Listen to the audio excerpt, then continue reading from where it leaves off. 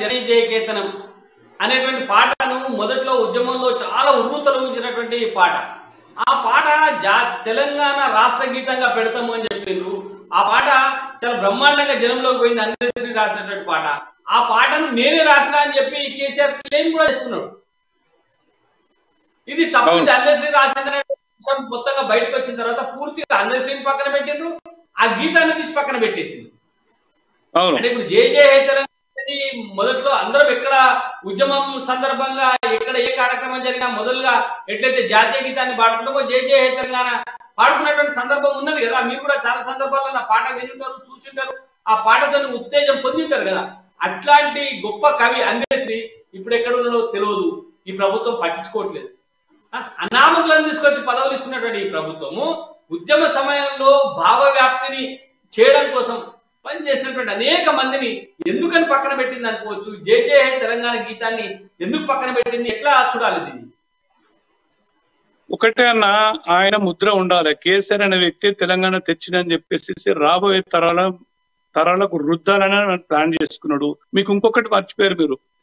ఇంతకుముందు తెలంగాణ అంటే టీజీ అని పెట్టుకునే వాళ్ళందరం గుర్తుందిగా మీకు, టీజీ అని పెట్టుకునే వాళ్ళం.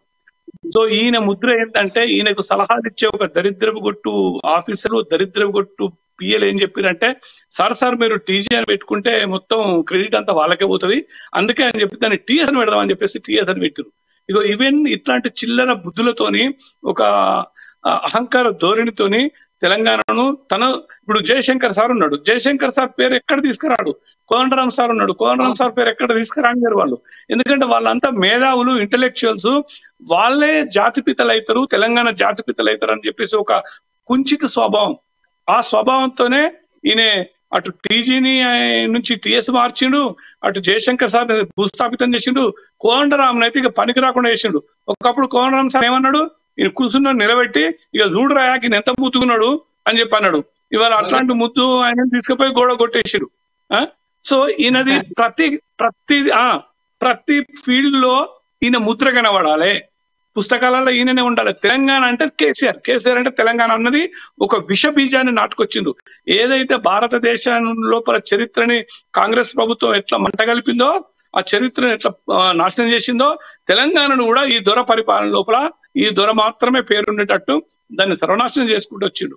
అంతే తప్ప ఇంకా వేరే ఆయనకి ఏమి లేదు. ఆయన ఏందో 100 ఏళ్ళు బతుకుతున్నట్టు, ఈ తెలంగాణకు తనే శాశ్వతంగా సీఎం ఉంటానన్నట్టు అంటారు. ఒక్క మాట చెప్తాను, నేను ముగిస్తాను.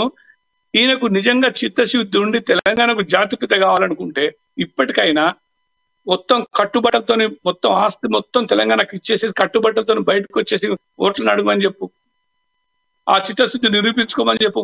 ఈయన ఒకప్పుడు సిద్దిపేటలో ఫస్ట్ ఎమ్మెల్యే గెలిచినప్పుడు ఎంత ఆస్తి ఉండే, తర్వాత తెలంగాణ రాకముందు గెలిచినప్పుడు ఎంత ఆస్తి ఉండే, ప్రస్తుతం ఎంత ఉంది, ఈ ఒక్కటి చెప్తే తెలంగాణ ప్రజలకు చాలు.